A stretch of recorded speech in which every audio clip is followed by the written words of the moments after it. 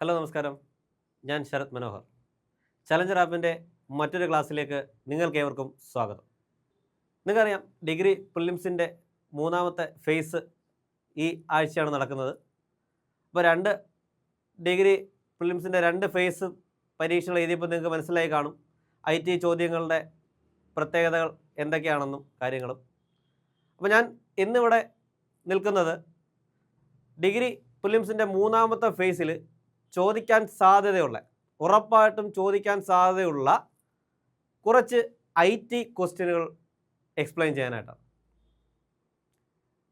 ഈ ചോദ്യങ്ങൾ തീർച്ചയായും ചോദിക്കുന്നവയാണ്. അപ്പോൾ ഡിഗ്രി പ്രിലിംസിൻ്റെ മൂന്നാമത്തെ ഫേസ് പ്രിപ്പയർ ചെയ്യുന്നവർക്ക് വേണ്ടിയിട്ടാണ് ഈ ക്ലാസ്. അപ്പോൾ ഞാൻ ക്ലാസ്സിലേക്ക് പോവുകയാണ്. അതിനുമുമ്പ് ഒരു കാര്യം, നമ്മുടെ ചലഞ്ചർ ആപ്പിൻ്റെ ഹൈക്കോർട്ട് അസിസ്റ്റൻ്റ് കോഴ്സ് സ്റ്റാർട്ട് ചെയ്തു. ഒരു ബാച്ച് കംപ്ലീറ്റ് ആയി. രണ്ടാമത്തെ ബാച്ചിൻ്റെ അഡ്മിഷൻ നടക്കുകയാണ്. ഡിഗ്രി യോഗ്യതയുള്ളവർക്ക് നേടാവുന്ന ഏറ്റവും നല്ല ഒരു പോസ്റ്റാണ് ഹൈക്കോർട്ട് അസിസ്റ്റൻ്റ് എന്ന് പറയുന്നത്. ഇംഗ്ലീഷിന് വളരെയധികം പ്രാധാന്യമുള്ള ഒരു കോഴ്സാണ് ഹൈക്കോർട്ട് അസിസ്റ്റൻ്റ്. അപ്പോൾ നമ്മുടെ രഞ്ജിത്ത് സാറിൻ്റെ നേതൃത്വത്തിൽ ഹൈക്കോർട്ട് അസിസ്റ്റൻറ്റിൻ്റെ ക്ലാസ്സുകൾ ആരംഭിച്ചു കഴിഞ്ഞു. ഒന്നാമത്തെ ബാച്ച് ആരംഭിച്ചു കഴിഞ്ഞു. രണ്ടാമത്തെ ബാച്ച് അഡ്മിഷൻ തുടങ്ങുകയാണ്. അപ്പോൾ നിങ്ങൾക്ക് ഒരു ഹൈക്കോർട്ട് അസിസ്റ്റൻ്റായി മാറണമെന്നാണ് നിങ്ങളുടെ സ്വപ്നമെങ്കിൽ തീർച്ചയായിട്ടും ചലഞ്ചർ ആപ്പിനെ സമീപിക്കുക. നിങ്ങളുടെ സ്വപ്നം നേടിയെടുക്കാൻ ഞങ്ങൾ സഹായിക്കുന്നതായിരിക്കും. അപ്പോൾ ഒരിക്കൽ കൂടി ക്ലാസ്സിലേക്ക് സ്വാഗതം. ഇന്ന് നമ്മൾ ചർച്ച ചെയ്യുന്നത് ഡിഗ്രി പ്രിലിംസിന് മൂന്നാമത്തെ സ്റ്റേജിൽ ഉറപ്പായിട്ടും ചോദിക്കാൻ സാധ്യതയുള്ള ചില IT ചോദ്യങ്ങളാണ്. നമുക്ക് ക്ലാസ്സിലേക്ക് കടക്കാം. ഒന്നാമത്തെ ചോദ്യമാണ്. അപ്പോൾ നമ്മൾ കുറച്ച് ചോദ്യങ്ങൾ കൊണ്ടുവന്നിട്ടുണ്ട്. ഓരോ ചോദ്യങ്ങൾ നമ്മളിങ്ങനെ എക്സ്പ്ലെയിൻ ചെയ്യും, അതിൻ്റെ കൂടെയുള്ള ഓപ്ഷനുകളും എക്സ്പ്ലെയിൻ ചെയ്യുന്നതാണ്. ഒന്നാമത്തെ ചോദ്യമാണ്, താഴെ പറയുന്ന പ്രസ്താവനകളിൽ ഏതാണ് ശരിയല്ലാത്തത്? അല്ലേ, താഴെ കുറച്ച് പ്രസ്താവന കൊടുത്തിട്ടുണ്ട്. അതിലേതാണ് ശരിയല്ലാത്ത പ്രസ്താവന എന്നാണ് എൻ്റെ ഒരു ചോദ്യം. ക്വിക്ക് റിയാക്ട് കോഡിൻ്റെ ചുരുക്ക രൂപമാണ് QR കോഡ്. അപ്പം മനസ്സിലാവും QR കോഡുമായി ബന്ധപ്പെട്ട എന്തോ കാര്യമാണ്, ഇല്ലയോ? ഒന്നാമത്തെ പോയിന്റ് എന്താണ്? ക്വിക്ക് റിയാക്ട് കോഡിൻ്റെ ചുരുക്ക രൂപമാണ് QR കോഡ്. അപ്പോൾ കുറേ ഓപ്ഷനുകളുണ്ട്, 4 സ്റ്റേറ്റ്മെൻറ്റുകളുമുണ്ട്. അപ്പോൾ ഒന്നാമത്തെ സ്റ്റേറ്റ്മെൻറ്റ് നമ്മൾ എന്ത് ചോദിച്ചേക്കുന്നത്? ശരിയല്ലാത്ത സ്റ്റേറ്റ്മെൻറ്റ് ഏതാണെന്ന് വെച്ചേക്കുന്നത്. അപ്പം ചോദിക്കട്ടെ, ക്വിക്ക് റിയാക്ട് കോഡിൻ്റെ ചുരുക്ക രൂപമാണോ QR കോഡ്? നിങ്ങൾ ആലോചിച്ച് നോക്കേ. രണ്ടാമത്തത്, ഇത് മറഞ്ഞിരിക്കുന്ന വിവരങ്ങൾ തൽക്ഷണം ഡീകോഡ് ചെയ്യുന്നു. മൂന്നാമത്തെ, ഡോട്ടുകളുടെ ഗ്രിഡ് വ്യാഖ്യാനിക്കാൻ ഇത് പാറ്റേൺ റെക്കഗ്നിഷൻ സാങ്കേതികവിദ്യ ഉപയോഗിക്കുന്നു. ഒരു വെബ്സൈറ്റ് URL തുറക്കാൻ ഇത് അപര്യാപ്തം. അങ്ങനെ 4 പോയിന്റുകളാണ്. ഇതിൽ ഏതാണ് തെറ്റായിട്ടുള്ളത്? അപ്പോൾ ഓപ്ഷനുണ്ട്. നമുക്കൊന്ന് അതിനൊന്ന് നോക്കാം, വിശദീകരിച്ച് നോക്കാം. ഒന്നാമത്തത്, ക്വിക്ക് റിയാക്ട് കോഡിൻ്റെ ചുരുക്ക രൂപമാണ് QR കോഡ്. ആണോ? ക്വിക്ക് റിയാക്ട് കോഡിൻ്റെ ആണോ? അല്ല. എന്താണ്? ക്വിക്ക് റിയാക്ട് കോഡല്ല, ശ്രദ്ധിച്ചിരിക്കുക, ക്വിക്ക് റെസ്പോൺസ് കോഡാണ് കേട്ടോ. എന്താണ്? ക്വിക്ക് റെസ്പോൺസ് എന്നുള്ളതാണ്. അപ്പോൾ QR കോഡിൻ്റെ ഫുൾ ഫോം എന്നുള്ളത് ക്വിക്ക് റെസ്പോൺസ് ചോദിക്കാൻ വേണമെങ്കിൽ കേട്ടോ, ക്വിക്ക് റെസ്പോൺസ് കോഡാണ്. അപ്പോൾ ഈ ഒന്നാമത്തെ സ്റ്റേറ്റ്മെൻറ്റ് ശരിയാണോടെ? അല്ല, തെറ്റാ, ഇല്ലയോ? തെറ്റാണ് ആ സ്റ്റേറ്റ്മെൻറ്റ്. ഇനി രണ്ടാമത്തെ സ്റ്റേറ്റ്മെൻറ്റിലേക്ക് എന്താണ്? ഇത് മറഞ്ഞിരിക്കുന്ന വിവരങ്ങളെ തൽക്ഷണം ഡീകോഡ് ചെയ്യുന്നു, ഇല്ലയോ? അത് QR കോഡ് നമുക്ക് സ്കാൻ ചെയ്യുമ്പോൾ തന്നെ അറിയാൻ പറ്റും. എന്താ QR കോഡ് സ്കാൻ ചെയ്യുമ്പോൾ അതിനകത്ത് എന്ത് ഡീറ്റെയിൽ ഉണ്ടോ അതെല്ലാം പെട്ടെന്ന് തന്നെയാണ് നമുക്ക് കിട്ടുന്നത്, ഇല്ലയോ? അതിനകത്ത് എന്തെങ്കിലും സൈഡിലോട്ട് പോകണമെങ്കിൽ അത് നമുക്ക് കാണാം. അല്ലെങ്കിൽ ഇപ്പം QR കോഡ് ഉപയോഗിച്ച് നമ്മൾ മണി, ഇല്ലയോ, പൈസ പേ ചെയ്യുകയാണെങ്കിൽ അത് ഡീറ്റെയിൽസ്, ബാങ്ക് ഡീറ്റെയിൽസ് പെട്ടെന്ന് വരും. തൽക്ഷണം ഇല്ലയോ? പെട്ടെന്ന്. തൽക്ഷണം എന്ന് വെച്ചാൽ ഇൻസ്റ്റൻ്റ് ആയിട്ട് പെട്ടെന്നില്ലേ വരുന്നത്. അപ്പോൾ ആ പോയിന്റ് കറക്റ്റാണ്. രണ്ടാമത്തെ പോയിന്റ് കറക്റ്റാണ്. എന്താ? പെട്ടെന്ന് തന്നെയാണ് എന്ത് ചെയ്യുന്നത്? ഈ പറയുന്ന പാറ്റേൺ ഡീകോഡ് ചെയ്തുകൊണ്ട് എന്ത് ചെയ്യും? പെട്ടെന്ന് വിവരങ്ങൾ തരും. മൂന്നാമത്തെ എന്തോടെ? ഡോട്ടുകളുടെ ഗ്രിഡ് വ്യാഖ്യാനിക്കാൻ ഇത് പാറ്റേൺ റെക്കഗ്നിഷൻ ഉണ്ടോ? പാറ്റേൺ റെക്കഗ്നിഷൻ സാങ്കേതികവിദ്യ ഉപയോഗിക്കുന്നു, ഇല്ലേ? ഇത് ഡോട്ടുകളായിട്ട് നിങ്ങൾക്ക് അറിയത്തില്ലേ? QR കോഡ് എങ്ങനെയാണെന്ന് അറിയാമല്ലോ. ഡോട്ടുകളായിട്ടായിരിക്കും കൊടുത്തിരിക്കുന്നത്. അത് നമ്മൾ സ്കാൻ ചെയ്യുന്നു, സ്കാൻ ചെയ്തതിനകത്തുള്ള വിവരം കണ്ടെത്തും. അത് വിവരം കണ്ടെത്താൻ ഉപയോഗിക്കുന്ന ടെക്നോളജി ഏതാ? Pattern recognition. കറക്റ്റ് അല്ലയോ? പാറ്റേണുകളെ തിരിച്ചറിയുന്ന ടെക്നോളജിയാണ് യൂസ് ചെയ്യുന്നത്. സോ അതും കറക്റ്റാണ്. ഇനി ഒരു വെബ്സൈറ്റ് URL തുറക്കാൻ ഇത് അപര്യാപ്തമാണ്. വെബ്സൈറ്റ് URL അറിയാമല്ലോ. വെബ്സൈറ്റിൻ്റെ അഡ്രസ്സിനെ നമ്മൾ വിളിക്കുന്ന പേരാണ് URL, യൂണിഫോം റിസോഴ്സ് ലൊക്കേറ്റർ, ഇല്ലേ? URLൻ്റെ ഫുൾ ഫോം. അപ്പോൾ ആ URL തുറക്കാൻ, URL ശ്രദ്ധിച്ചോ, URL ഇതൊക്കെ പരീക്ഷയ്ക്ക് ചോദിക്കുന്ന കേട്ടോ. URLൻ്റെ ഫുൾ ഫോം ഓർത്ത് വെച്ചേക്കാം. എന്താണ്? യൂണിഫോം റിസോഴ്സ്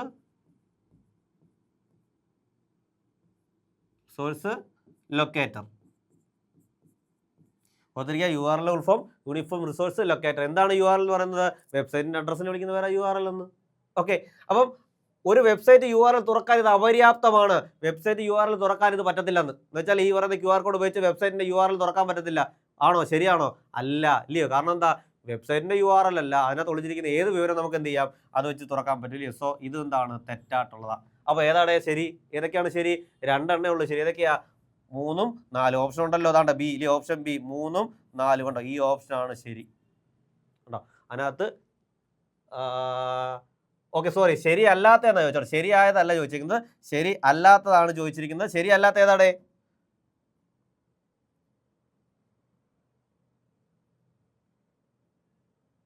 ഏതാണ്? 1ഉം 4ഉം ശരിയല്ലാത്തല്ലേ? അപ്പോൾ ഏതാ ഓപ്ഷൻ? ഇതാ കണ്ടോ, 1ഉം 4ഉം. സി ആണെന്ത്? ഓപ്ഷൻ. ശരിയല്ലാത്ത ഏതാണ്? സി ആണ്. ഇനി ശരിയാണെന്ന് ചോദിച്ചാൽ ഏതാണ്? ഓപ്ഷൻ ബി ആണ്. അപ്പോൾ ക്വസ്റ്റ്യൻ എന്താണ്? ശരിയല്ലാത്തതെന്നാണ്. സോ ഓപ്ഷൻ ഏതാണ് ആൻസർ? ആൻസർ സി ആണ്. ഓർത്തിരിക്കുക കേട്ടോ, തെറ്റിപ്പോരുത്. രണ്ട് രീതിയിൽ ചോദിക്കാം. എന്താണ്? ശരിയായത് ഏതാണെന്നും ചോദിക്കാം, ശരിയല്ലാത്ത ഏതാണെന്നും ചോദിക്കാം കേട്ടോ. നമുക്ക് കൺഫ്യൂഷൻ ഉണ്ടാക്കുന്ന ഒരു പ്രശ്നമാണ് അത്. എന്ത്? ശരിയല്ലാത്തത്. നമ്മൾ ശ്രദ്ധിച്ചോണം, ക്വസ്റ്റ്യൻ എപ്പോഴും ചോദിക്കുന്നത് താഴെ കൊടുക്കുന്ന പ്രസ്താവനകളിൽ ശരിയായതേത്, ശരിയല്ലാത്തത് രണ്ട് രീതിയിൽ ചോദിക്കും. നമ്മളെന്താണ്? ശരിയായതെന്നുള്ള തിരിച്ച് ഉത്തരം നമ്മൾ കറുപ്പിക്കാറുണ്ട്, ശരിയല്ലാത്ത തിരിച്ചും കറുപ്പിക്കാറുണ്ട്. അത് ശ്രദ്ധിച്ചോണം, വളരെ ശ്രദ്ധിക്കേണ്ട ഒരു കാര്യമാണ് ഈ ഒരു ക്വസ്റ്റ്യൻ കേട്ടോ. ശരിയല്ലാത്തതും ശരിയായതും ഏതാണെന്ന് നോക്കിയിട്ട് വേണം. അപ്പോൾ ഇതിന്റെ ആൻസർ ഏതാ? ഇതിന്റെ ആൻസർ ഓപ്ഷൻ സി ആട്ടോ. ശരിയല്ലാത്തല്ലേ ചോദിച്ചു. അപ്പോൾ ശരിയല്ലാത്ത ഏതൊക്കെയാണ്? 1ഉം 4ഉം ആണ് ശരിയല്ലാത്തത്. ഓപ്ഷൻ സി ആണെന്ത്? ആൻസർ. ഓക്കെ, അപ്പോൾ ഈ ഒരു ഭാഗത്ത് നിന്ന് ക്വിക്ക് റെസ്പോൺസ് കോഡിന്റെ ഭാഗത്ത് നിന്ന് ക്വസ്റ്റ്യൻ ചോദിക്കും. ഓക്കെ, ഇതെന്താണ്? ഒരു ഇൻപുട്ട് സാങ്കേതിക വിദ്യയാണ്. അടുത്ത ചോദ്യം, രണ്ടാമത്തെ ചോദ്യം എന്താണ്? മൂന്നാം തലമുറ കമ്പ്യൂട്ടറുകളിലെ പ്രധാന ഘടകം എന്താണ്? കമ്പ്യൂട്ടറിലെ തലമുറ, കമ്പ്യൂട്ടർ ജനറേഷൻ നമുക്ക് പഠിക്കാനുള്ള ഒരു ഭാഗമാണ്. എന്താണ്? കമ്പ്യൂട്ടർ പല ജനറേഷൻസ് ഉണ്ട് ഇല്ലയോ? എത്ര? മൊത്തം നമുക്ക് 5 ജനറേഷൻസ് പഠിക്കാനുണ്ട്. കമ്പ്യൂട്ടറിന്റെ 5 ജനറേഷൻസ്. അതിൽ ഇപ്പോൾ ചോദിച്ചിരിക്കുന്നത് എന്തുവാ? മൂന്നാം ജനറേഷൻസിനകത്തുള്ള പ്രധാന ഘടകം, അല്ലാതെ കോർ എലമെന്റ്, പ്രധാന ഘടകം ഏതാണെന്ന് ചോദിച്ചത്. 3 ഉണ്ട്. ഏതൊക്കെയാ? സോറി, 4 ഉണ്ട്. ഏതൊക്കെയാ? ട്രാൻസിസ്റ്റർ ഉണ്ട്, IC ചിപ്പ് ഇവിടെ കൊടുത്തിട്ടുണ്ട്, വാക്വം ട്യൂബ് കൊടുത്തിട്ടുണ്ട്, മൈക്രോ പ്രോസസർ. ഇതിൽ ഏത് ഘടകമാണ് എന്തിൽ ഉപയോഗിച്ചത്? മൂന്നാമത്തെ തലമുറ, അതായത് 3rd ജനറേഷൻ കമ്പ്യൂട്ടറിൽ ഉപയോഗിച്ചത്. അപ്പോൾ അറിയേണ്ട ഒരു കാര്യമുണ്ട്. എന്താണ്? കമ്പ്യൂട്ടറിന്റെ ജനറേഷൻസ് അറിയണം. ഫസ്റ്റ് ജനറേഷൻ ഇല്ലയോ? ഫസ്റ്റ് ജനറേഷനകത്ത് ഉപയോഗിച്ചത് എന്താണെന്ന് ചോദിച്ചു കഴിഞ്ഞാൽ, അന്ന് പഴയ കാലം, ഒരുപാട് പഴയ കാലഘട്ടം അല്ലേ, അന്ന് ഈ പറയുന്ന കാര്യങ്ങളൊന്നുമില്ല. അന്ന് ഉപയോഗിച്ചിരുന്ന സാധനം എന്താണ്? വാക്വം ട്യൂബ്സ് ആണ്. എന്താണ്? Vacuum tubes. വാക്വം ട്യൂബ്സ് ഓർത്തിരിക്കുക. എന്താ ഉപയോഗിച്ചത്? വാക്വം ട്യൂബ്സ് ആണ്. ഓക്കെ, ഇനി രണ്ടാമത്തെ ജനറേഷൻ എന്താണെന്ന് ചോദിച്ചു കഴിഞ്ഞാൽ, വാക്വം ട്യൂബിന്റെ സ്പെല്ലിംഗ് ശ്രദ്ധിച്ചേക്കണം. VACUUM ആണ്, CCUM അല്ല. അത് പരീക്ഷയ്ക്ക് ഇംഗ്ലീഷിലും പലപ്പോഴും ചോദിക്കാനുള്ളൊരു സ്പെല്ലിംഗ് കറക്ഷൻ ആണ് എന്തെന്ന് പറയുന്നത്, വാക്വം ട്യൂബ്സ്. രണ്ടാമത്തെ ജനറേഷനിൽ ഉപയോഗിച്ചതാണ് എന്തെന്ന് പറയുന്നത്? ട്രാൻസിസ്റ്റർ ഇല്ലേ? സെക്കൻഡ് ജനറേഷനകത്ത് ഉപയോഗിച്ച ഏതാ? സെക്കൻഡ് ഏതാണ്? ട്രാൻസിസ്റ്റർ. സെക്കൻഡ് ജനറേഷൻ ഉപയോഗിച്ച ഏതാ? ട്രാൻസിസ്റ്റർ ഇല്ലേ? കുറച്ചും കൂടെ ഡെവലപ്മെന്റ് വന്നു. ട്രാൻസിസ്റ്റർ ആണെന്ത്? Second generation. ട്രാൻസിസ്റ്ററിന്റെ വരവോട് കൂടിയാണ് ഇലക്ട്രോണിക്സ് എന്ന് പറയുന്ന ഒരു സാങ്കേതിക വിദ്യയുടെ ഭയങ്കരമായിട്ടുള്ള മാറ്റം ഉണ്ടായത് ഇല്ലയോ? ഈ പറയുന്ന ഇലക്ട്രോണിക്സിലെ അത്ഭുത ശിശു എന്നാണ് എന്ത്? ട്രാൻസിസ്റ്ററിനെ അറിയപ്പെടുന്നത്. അത് വന്നതോടുകൂടി ഇതിന്റെ ഉപകരണങ്ങൾക്കെല്ലാം വലിപ്പം വളരെ കുറയാനായിട്ട് വന്നു അല്ലേ? ഈ വാക്വം ട്യൂബൊക്കെ ഉപയോഗിച്ചപ്പോൾ എന്താണ്? കമ്പ്യൂട്ടറൊക്കെ വലിയ വലിപ്പമായിരുന്നു. ഒരു 2 നില കെട്ടിടത്തിലേക്ക് വലിപ്പത്തിലായിരുന്നു കമ്പ്യൂട്ടർ ഉണ്ടാക്കി വെച്ചിരുന്നത് അല്ലയോ? ഇപ്പം ട്രാൻസിസ്റ്റർ വന്നതോടുകൂടി എന്ത് ചെയ്തു? അതിന്റെ വലിപ്പം പരമാവധി കുറയാനായിട്ട് സാധിച്ചു. അപ്പോൾ എന്താണ്? ഈ ഇലക്ട്രോണിക്സിലെ അത്ഭുത ശിശു എന്ന് എന്തിനെ അറിയപ്പെടുന്നു? ട്രാൻസിസ്റ്ററിനെ അറിയപ്പെടുന്നു. മൂന്നാമത്തത് ഇല്ലേ, നമ്മുടെ ചോദ്യം തന്നെ അല്ലേ, മൂന്നാം തലമുറ 3rd ജനറേഷനകത്ത്. 3rd ജനറേഷൻ ഏതാണ്? 3rd ജനറേഷൻ എന്ന് പറയുന്നത്, അതാണ് നമ്മുടെ ചോദ്യം. ഉത്തരം ഏതാണ്? IC chip. ഏതാണ്? IC chip. ഓർത്തിരിക്കുക, IC ചിപ്പ്. 3rd ജനറേഷന്റെ കോർ എലമെന്റ് ആണ് IC ചിപ്പ്. എന്താണ് IC ചിപ്പിന്റെ ഫുൾ ഫോം എന്ന് പറയുന്നത്? Integrated circuit chip. ഓർത്തിരിക്കുക, ഇന്റഗ്രേറ്റഡ്. കുറേ ട്രാൻസ്ഫോമറുകളും ട്രാൻസിസ്റ്ററുകളും ഈ പറയുന്ന ICക്കകത്ത് നിറച്ച് വെച്ചേക്കുക. ഡയോഡുകളും ട്രാൻസിസ്റ്ററും എല്ലാം കൂടെ ചേർത്ത് വെച്ച് ഉണ്ടാക്കിയിരിക്കുന്ന ഒരു സാധനമാണ് എന്ത്? IC എന്ന് പറയുന്നത്. അപ്പോൾ IC ആണ്. അപ്പോൾ അത് വന്ന ഒരു കമ്പ്യൂട്ടർ കുറച്ചും കൂടെ എന്ത് ചെറുതായിട്ട് മാറി, വലിപ്പം കുറഞ്ഞു. അടുത്ത നാലാമത്തെ 4th ജനറേഷൻ ആണ് എന്തെന്ന് പറയുന്നത്? 4th ജനറേഷൻ ആണ് എന്ത്? അവിടെ VLSI ഉപയോഗിച്ചിരിക്കുന്ന ടെക്നോളജി അല്ലെ കോർ എലമെന്റ് ഏതാ? VLSI. എന്താണ് VLSIയുടെ full form? Very large scale integration. VLSIയുടെ full form very large scale integration. അല്ലെ നമ്മൾ മറ്റൊരു പേര് വിളിക്കാറുണ്ട്. എന്താണ്? Micro processor. അതിനെ വിളിക്കുന്ന പേരെന്താണ്? Micro processor. ഇതെല്ലാം ഓപ്ഷനിലുണ്ട്. Micro processor. ഇനി അഞ്ചാമത്തെ ജനറേഷനിൽ വന്നതാണല്ലേ, 5th ജനറേഷനിൽ വന്നതാണല്ലേ, അഞ്ചാമത്തെ ജനറേഷൻ വന്നതാണ്. 5th ജനറേഷൻ ഏതാണ്? ULSI. ഇതിനെ അൾട്രാ ലാർജ് സ്കെയിൽ ഇൻ്റഗ്രേഷൻ എന്ന് പറയും. ULSI കുറച്ചും കൂടെ എന്താണ്, പ്രോസസ്സിംഗ് സ്പീഡും എല്ലാം കൂടിയ വലിയ കമ്പ്യൂട്ടറുകളാണ് എന്തെന്ന് പറയുന്നത് ഈ 5th ജനറേഷൻ കമ്പ്യൂട്ടർ. അപ്പോൾ ഇതാണെന്ത്, കമ്പ്യൂട്ടറിൻ്റെ ജനറേഷൻസ്. 5 ജനറേഷൻസ് ഉണ്ട്. ഈ 5 ജനറേഷൻ്റെ കോർ എലമെൻ്റ് ഏതാണെന്ന് ചോദിക്കും, അതായത് പ്രധാനപ്പെട്ട ഘടകം ഏതാണെന്ന് ചോദിക്കും. അപ്പം ഈ 5 എണ്ണത്തിൻ്റെയും എന്താണ് പ്രധാനപ്പെട്ട കോർ എലമെൻ്റ് എന്ത് ചെയ്യുക, പഠിച്ചു വെച്ചേക്കുക, പരീക്ഷയ്ക്ക് ചോദിക്കാൻ സാധ്യതയുള്ള ചോദ്യമാണ്. അപ്പോൾ ഇതിൻ്റെ ആൻസർ ഏതാണ്? ഏതരം 3ാം തലമുറ ആകുമ്പോൾ ഏതാണ്? IC chip. ഏതാണ്? ഓപ്ഷൻ ബി IC ചിപ്പാണ് ആൻസർ എന്ന് പറയുന്നത്. ഓക്കെ, നമുക്ക് അടുത്ത ക്വസ്റ്റ്യനിലേക്ക് പോകാം. ഇനി പറയുന്നതിൽ ഏതാണ് സിസ്റ്റം സോഫ്റ്റ്വെയർ അല്ലാത്തത്? കണ്ടോ, അല്ലാത്തത് അതെ എന്നൊക്കെ ചോദിക്കാം. കണ്ടോ, ശ്രദ്ധിച്ചോളാം ക്വസ്റ്റ്യൻ. ഇപ്പോൾ പറഞ്ഞതിൽ താഴെ പറയുന്നതിൽ ഏതാണ് സിസ്റ്റം സോഫ്റ്റ്വെയർ അല്ലാത്തതെന്നാ ചോദ്യം. സിസ്റ്റം സോഫ്റ്റ്വെയർ അല്ലാത്ത സാധനം ഏതാണ്? ഏതാണ് ഓപ്ഷൻസ് ഒക്കെ? Operating system, utility software, firmware, MS word. ഇപ്പോൾ നിങ്ങൾക്ക് മനസ്സിലായി കാണില്ലേ ഏതാണ് ഇല്ലാത്തത്, അതായത് ഈ പറയുന്ന സിസ്റ്റം സോഫ്റ്റ്വെയർ അല്ലാത്ത ഏതാണെന്ന് കൃത്യം കാണില്ലയോ? അത് ഉത്തരം പറയുന്നതിന് മുന്നേ ഒരു കാര്യം പറയാം. സോഫ്റ്റ്വെയറുകൾ 2 ടൈപ്പ് ഉണ്ട്, സിസ്റ്റം സോഫ്റ്റ്വെയറും ആപ്ലിക്കേഷൻ സോഫ്റ്റ്വെയറും. സിസ്റ്റം സോഫ്റ്റ്വെയറും മൂന്നാമത് ഒരെണ്ണം കൂടെ ഉണ്ട്, പ്രോഗ്രാമിംഗ് സോഫ്റ്റ്വെയർ ഉണ്ട്. അത് നമുക്ക് ഇതിൻ്റെ കൂട്ടത്തിൽ പറയേണ്ട കാര്യമില്ല, നമുക്ക് അടുത്ത ബാക്കി പറയാം. 2 എണ്ണം ഉണ്ട്. ഏതൊക്കെയാണ്? സിസ്റ്റം സോഫ്റ്റ്വെയറും ആപ്ലിക്കേഷൻ സോഫ്റ്റ്വെയറും 2 കാര്യങ്ങളാണ്.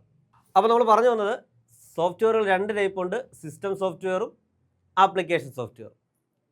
ഇനി എന്താണ് സിസ്റ്റം സോഫ്റ്റ്വെയർ എന്ന് ചോദിച്ചു കഴിഞ്ഞാൽ, നമ്മളെ കമ്പ്യൂട്ടറിനെ നിയന്ത്രിക്കുന്ന, കമ്പ്യൂട്ടറിനെ കൺട്രോൾ ചെയ്യുന്ന, അതിൻ്റെ റിസോഴ്സുകളെല്ലാം മാനേജ് ചെയ്യുന്ന ഒരു മെയിൻ സോഫ്റ്റ്വെയർ ആണെന്ത്? സിസ്റ്റം സോഫ്റ്റ്വെയർ എന്ന് പറയുന്നത്.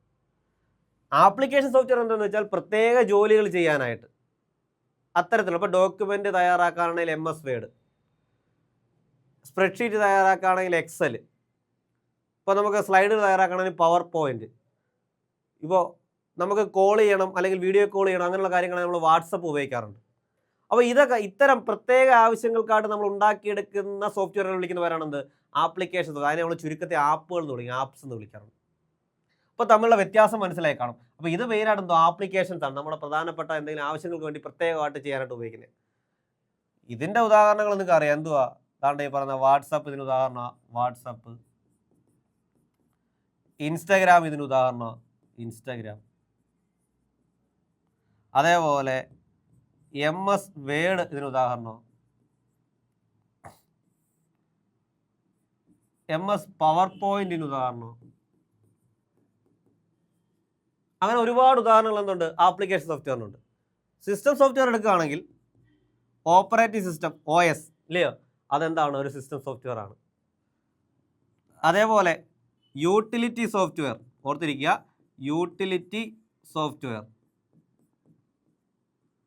അതും എന്താണ്? ഈ പറയുന്ന സിസ്റ്റം സോഫ്റ്റ്വെയർ ആണ്. അടുത്തതായിട്ട് ഡിവൈസ് ഡ്രൈവ്സ്.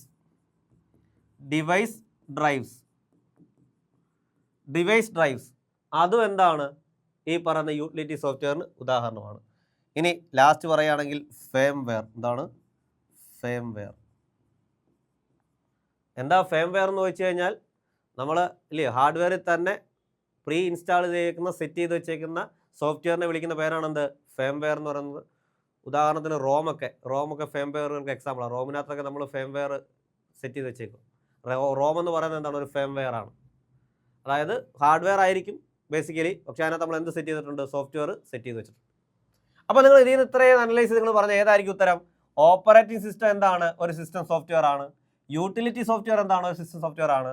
ഫേംവെയർ ഒരു സോഫ്റ്റ്വെയർ ആണ്, സിസ്റ്റം സോഫ്റ്റ്വെയർ ആണ്. പക്ഷേ MS വേഡ് ഒരു സിസ്റ്റം സോഫ്റ്റ്വെയർ ആണോ? അല്ലടേ, അല്ലയോ? അപ്പോൾ ഉത്തരം ഏതാ? MS വേഡ് ആണ് ഉത്തരം. ഒരു സിസ്റ്റം സോഫ്റ്റ്വെയർ അല്ലാത്ത ഏതാ ഇതിനകത്ത്? MS വേഡ് ആണ്. കണ്ടോ? അപ്പോൾ നമ്മുടെ ആൻസർ ഏതാ? MS word. ബാക്കി എക്സാമ്പിൾ ഞാൻ ഇങ്ങനെ ജസ്റ്റ് പറഞ്ഞിട്ടുണ്ട്. അപ്പോൾ ഈ ഒരു ക്വസ്റ്റ്യൻ ഓർത്തിരിക്കുക. സിസ്റ്റം സോഫ്റ്റ്വെയറും ആപ്ലിക്കേഷൻ സോഫ്റ്റ്വെയറും തമ്മിലുള്ള വ്യത്യാസം അറിഞ്ഞിരിക്കണം. ഇനി ഇതിൽ നിന്നുള്ള ചോദ്യങ്ങളുണ്ടാവും. അടുത്ത ക്വസ്റ്റ്യൻ ആണ്, ഒരു കമ്പ്യൂട്ടറിന്റെ പ്രോസസ്സിംഗ് വേഗതയുടെ യൂണിറ്റ് എന്താണ്? കേട്ടോ, കമ്പ്യൂട്ടറിന്റെ പ്രോസസ്സിംഗ് സ്പീഡിന്റെ യൂണിറ്റ് എന്താണെന്ന് ചോദിക്കാവുന്ന ചോദ്യം. കുറേ യൂണിറ്റിൽ പഠിച്ചിട്ടുണ്ട്. ഏതൊക്കെയാണ് ഉത്തരം? ഒന്ന് ഏതാണ്ട് സിപ്സ്, MIPS, ഫ്ലോപ്സ്, RPM. ഏതാ ആൻസർ? ആൻസർ ഞാൻ ഡയറക്റ്റ് ഞാൻ പറയാം അല്ലേ, നിങ്ങൾക്ക് ഇപ്പോൾ മനസ്സിലാക്കണം ഏതാ ആൻസർ. ആൻസർ ഏതാ? മിപ്സ് ആണ്. ഏതാണ്? മിപ്സ്. ബി ആണ് ആൻസർ കേട്ടോ. ആൻസർ ഏതാ? ബി. ഇതാണ് കമ്പ്യൂട്ടറിൻ്റെ പ്രോസസ്സിംഗ് സ്പീഡിൻ്റെ യൂണിറ്റ്, അല്ലെങ്കിൽ സി പി യുവിൻ്റെ യൂണിറ്റ് എന്ന് വേണമെങ്കിൽ പറയാം. സി പി യുവിൻ്റെ യൂണിറ്റ് എന്ത് തന്നെയാണ്? മിപ്സ് ആണ്. അതിൻ്റെ ഒരു ഫുൾ ഫോം ഒന്ന് ഓർത്ത് വെച്ചേക്കാം. മിപ്സ് എന്ന് വെച്ചാൽ മില്യൺ ഇൻസ്ട്രക്ഷൻസ് പെർ സെക്കൻഡ് എന്നാണ് കേട്ടോ. എന്താണ്? മില്യൺ ഇൻസ്ട്രക്ഷൻസ് പെർ സെക്കൻഡിൻ്റെ ഷോർട്ട് ഫോം ആണ് എന്തെന്ന് പറയുന്നത്? മിപ്സ് എന്ന് പറയുന്നത്. ഇതാണ് എന്തെന്ന് പറയുന്നത്? നമ്മുടെ ഈ പറയുന്ന പ്രോസസ്സിംഗ് യൂണിറ്റ്, സ്പീഡിൻ്റെ യൂണിറ്റ് കേട്ടോ. പ്രോസസ്സിൻ്റെ, അതായത് കമ്പ്യൂട്ടറിൻ്റെ പ്രോസസ്സിംഗ് വേഗതയുടെ യൂണിറ്റ്, അല്ലെങ്കിൽ സി പി യുവിൻ്റെ യൂണിറ്റ് എന്ന് വേണം പറയാം. ഇനി അതിനകത്തുള്ള ഓപ്ഷൻസ് നമുക്ക് നോക്കാം. എന്താണ് ഫ്ലോപ്സ്? ഇതെന്താണ്? ഇതിൻ്റെ ഫുൾ ഫോം എന്ന് പറയുന്നത് floating point operations, floating point operations per second എന്നാണ് കേട്ടോ. ഓർത്തിരിക്കുക, floating point operations per second. ഇത് എന്തിൻ്റെ യൂണിറ്റ് ആണെന്ന് ചോദിച്ചു കഴിഞ്ഞാൽ ഇത് നമ്മുടെ സൂപ്പർ കമ്പ്യൂട്ടറുകളുടെ സ്പീഡിൻ്റെ യൂണിറ്റ് ആട്ടോ. ഫ്ലോപ്സ് എന്താണ്? സൂപ്പർ കമ്പ്യൂട്ടറുകളുടെ സ്പീഡിൻ്റെ യൂണിറ്റ് ആണ് എന്ത്? ഫ്ലോപ്സ് എന്ന് പറയുന്നത്. ഓർത്തിരിക്കുക. അപ്പോൾ ആൻസർ ഏതാണെന്ന് അറിയാലോ, മിപ്സ് ആണ്. ഇനി R P M. R P M എന്ന് വെച്ചാൽ റെവല്യൂഷൻസ് പെർ മിനിറ്റ് ആണ് കേട്ടോ. റെവല്യൂഷൻസ് പെർ മിനിറ്റ് ആണ് എന്ത്? R P M. R P M എന്തിൻ്റെ യൂണിറ്റ് ആണെന്ന് ചോദിച്ചു കഴിഞ്ഞാൽ ആർ പി എം എന്ന് പറയുന്നത് ഹാർഡ് ഡിസ്കിൻ്റെ യൂണിറ്റ് ആണ് കേട്ടോ. ഹാർഡ് ഡിസ്ക് ഡ്രൈവ് എന്ന് പറയും, HDD കേട്ടോ. ഹാർഡ് ഡിസ്ക് ഡ്രൈവ്, അതിൻ്റെ യൂണിറ്റ് ആണ് എന്തെന്ന് പറയുന്നത്? ഈ പറയുന്ന ആർ പി എം. ഇനി സിപ്സ്, ഇങ്ങനൊരു യൂണിറ്റ് ഇല്ല കേട്ടോ. ഇതൊരു യൂണിറ്റ് ഉള്ളതല്ല, ചുമ്മാ ഓപ്ഷൻ കൊടുത്തിരിക്കുകയാണ്, അങ്ങനെ യൂണിറ്റ് ഇല്ല. അപ്പോൾ ഓർത്തിരിക്കുക യൂണിറ്റുകൾ ഏതൊക്കെയാണ് കേട്ടോ. എന്താണ്? മിപ്സ് എന്ന് പറയുന്നത് പ്രോസസ്സിംഗ് സ്പീഡിൻ്റെ യൂണിറ്റും, ഫ്ലോപ്സ് എന്ന് പറയുന്നത് സൂപ്പർ കമ്പ്യൂട്ടറിൻ്റെ സ്പീഡിൻ്റെ യൂണിറ്റും, ആർ പി എം എന്ന് പറഞ്ഞാൽ ഹാർഡ് ഡിസ്ക് ഡ്രൈവിൻ്റെ സ്പീഡിൻ്റെ യൂണിറ്റുമാണ്. ഇനി വേറൊരു യൂണിറ്റ് ഉണ്ട്, നമ്മുടെ മൗസിൻ്റെ യൂണിറ്റ് ഉണ്ട്. ഓർത്ത് വെച്ചാൽ മൗസിൻ്റെ യൂണിറ്റ് മിക്കി എന്നാണ് കേട്ടോ. ഓർത്തിരിക്കുക, മിക്കി. മൗസിൻ്റെ യൂണിറ്റിൻ്റെ പേരെന്താണ്? മിക്കി എന്നാണ്. അപ്പോൾ ഇങ്ങനെയുള്ള യൂണിറ്റുകളൊക്കെ എന്ത് ചെയ്യും? പരീക്ഷയ്ക്ക് ചോദിക്കാവുന്നതാണ്. ഓർത്തിരിക്കുക. ഇനി പറയുന്നതിൽ ഏതാണ് വെബ് പേജുകൾ വികസിപ്പിക്കാൻ ഉപയോഗിക്കാത്തത് കേട്ടോ. വെബ് പേജ് ക്രിയേറ്റ് ചെയ്യാൻ ഉപയോഗിക്കാത്ത ഏതാണ്? താഴെ കൊടുത്തിരിക്കുന്നത് എന്തൊക്കെയാണ്? HTML, PHP, COBOL, CSS. എന്താണ് ഇതൊക്കെ? ഇതൊക്കെ പ്രോഗ്രാമിംഗ് ലാംഗ്വേജുകളാണ്. ഓർത്തിരിക്കുക, എന്താണ് ഇതൊക്കെ? പ്രോഗ്രാമിംഗ് ലാംഗ്വേജുകളാണ്. അപ്പോൾ ചോദിച്ചേക്കുന്ന ചോദ്യം ഇത്രയേ ഉള്ളൂ. താഴെ കൊടുത്തിരിക്കുന്ന പ്രോഗ്രാമിംഗ് ലാംഗ്വേജുകളിൽ ഏതാണ് വെബ് പേജ് ഡെവലപ്പ് ചെയ്യാൻ ഉപയോഗിക്കാത്ത? കുറേ പ്രോഗ്രാമിംഗ് ലാംഗ്വേജ് ഉണ്ടല്ലേ. അതിൽ ചില ലാംഗ്വേജുകൾ വെബ് പേജുകൾ ഡെവലപ്പ് ചെയ്യാൻ ഉപയോഗിക്കുന്നുണ്ട്, ചില ലാംഗ്വേജ് അല്ലാതെ എന്ത് ചെയ്യാൻ പ്രോഗ്രാമുകൾ ക്രിയേറ്റ് ചെയ്യാൻ ഉപയോഗിക്കുന്നുണ്ട്. അപ്പോൾ ഇതിൽ ഏതാണെന്ന് നമുക്ക് നോക്കാം. ഇതിനകത്ത് ആൻസർ ഏതാണെന്ന് വെച്ചാൽ COBOL ആണ് കേട്ടോ. ആൻസർ ഏതാണ്? COBOL ആണ്. ഉപയോഗിക്കാത്തതെന്നാണ് ചോദിച്ചിരിക്കുന്നത് കേട്ടോ. ഉപയോഗിക്കാത്ത ഏതാണ്? COBOL ആണ്. അപ്പോൾ നോക്കാം എന്തുകൊണ്ടാണ് നമുക്ക് ബാക്കിയുള്ള കാര്യങ്ങൾ ഓപ്ഷനൊക്കെ വന്നേ നോക്കാം.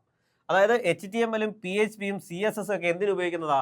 വെബ് പേജ് ക്രിയേറ്റ് ചെയ്യാൻ ഉപയോഗിക്കുന്ന പ്രോഗ്രാമുകളാണ്.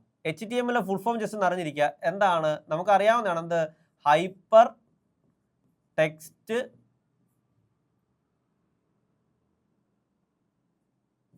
Markup language. Hyper text markup language എന്നുള്ളതാണ് എന്തെന്ന് പറയുന്നത്? HTMLൻ്റെ ഫുൾ ഫോം എന്ന് പറയുന്നത്. അതെന്താണ്? അതൊരു പ്രോഗ്രാമിംഗ് ലാംഗ്വേജ് ആണ്. ആ പ്രോഗ്രാമിംഗ് ലാംഗ്വേജ് നമ്മൾ എന്ത് ഉപയോഗിക്കുന്നുണ്ട്? ഈ പറയുന്ന വെബ്സൈറ്റുകൾ ക്രിയേറ്റ് ചെയ്യാനാണ് HTML എന്ന് പറയുന്ന പ്രോഗ്രാമിംഗ് ലാംഗ്വേജ് ഉപയോഗിക്കുന്നത്.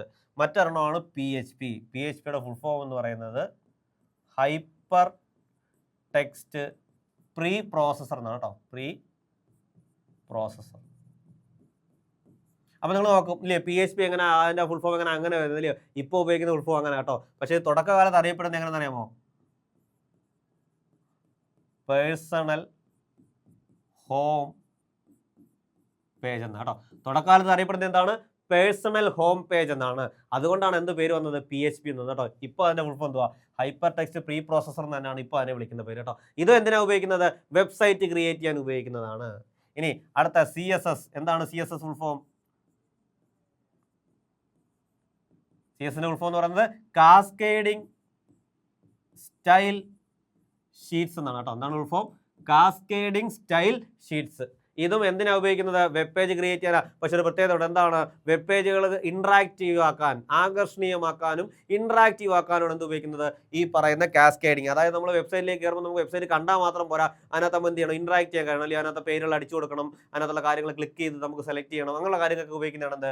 CSS എന്ന് പറയുന്നത്. ഇനി ഇത് കൂടാതെ എന്തുണ്ട്? ജാവയുണ്ട്. ജാവയൊക്കെ എന്തിനാണ് ഉപയോഗിക്കുന്നത്? ജാവയൊക്കെ ഉപയോഗിക്കുന്നത് ഈ പറയുന്ന വെബ്സൈറ്റ് ക്രിയേറ്റ് ചെയ്യാനാണ് കേട്ടോ. അപ്പോൾ ഇതെല്ലാം എന്താണ്? HTML, PHP, CSS, ജാവ ഇതെല്ലാം എന്തിനു ഉപയോഗിക്കുന്നതാ? വെബ് പേജുകൾ ക്രിയേറ്റ് ചെയ്യാൻ. അപ്പോൾ അതിനകത്ത് ഇല്ലാത്ത ഏതാ? കൊബോളാണ്. ഏതാണ്? കൊബോളാണ് അതിനകത്ത് ഇല്ലാത്ത. അപ്പോൾ ഞാൻ ജസ്റ്റ് ഒന്ന് പറയാം, കൊബോളാണ് അതിന് ഇല്ലാത്തത് കേട്ടോ. അപ്പോൾ ആൻസർ ഏതാ? കൊബോളാണ് ആൻസർ. അപ്പോൾ കൊബോൾ എന്തുവാ? Common business oriented language. ഇതോടെ കോമൺ ബിസിനസ് ഓറിയന്റഡ് ലാംഗ്വേജ് എന്നാണ്, അതിനെയാണ് എന്ത് വിളിക്കുന്നത്? കൊബോൾ എന്നില്ല. അതിൻ്റെ ചുരുക്കപ്പേരാണ് എന്തെന്ന് പറയുന്നത്? കൊബോൾ എന്ന് പറയുന്ന സാധനം. അപ്പോൾ ക്ലിയർ ആയി കാണുമല്ലോ. അപ്പോൾ കൊബോൾ എന്താണ്? വെബ് പേജ് ക്രിയേറ്റ് ചെയ്യാൻ ഉപയോഗിക്കുന്ന സാധനമല്ല, ബിസിനസ്സുമായിട്ട് ബന്ധപ്പെട്ട് ഉപയോഗിക്കുന്ന എന്താണ്? ലാംഗ്വേജ് ആണ്. ഇനി ഇത് കൂടാതെ എന്തുണ്ട്? C++ ഉണ്ട്, C ഉണ്ട്, ഇല്ലയോ? ഫോർട്രാൻ ഉണ്ട്,